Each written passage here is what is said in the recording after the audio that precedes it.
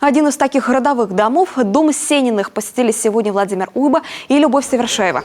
В этом году строению исполняется 100 лет. В таких родовых домах создаются уникальные частные экспозиции предметов быта и семейных реликвий Усть-Целю. Документы, фотографии, архивные материалы, воспоминания представителей рода. Собирается и осмысляется все, что отражает многообразие родовых связей и судеб на фоне исторических событий. Мы приветствуем вас в родовом доме Сениных. Родовые дома, сколько ж их по России есть.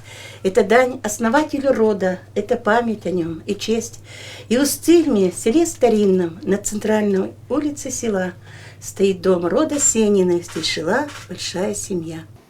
А после глава региона отправился в Усть-Цильмский историко-мемориальный музей имени Андрея Журавского. Основная его экспозиция находится в доме ученого, который основал сельскохозяйственную опытную станцию в райцентре. В начале 20 века это было первое научно-исследовательское учреждение на европейском севере России. Андрей Журавский провел 20 экспедиций и доказал, что север пригоден для развития сельского хозяйства.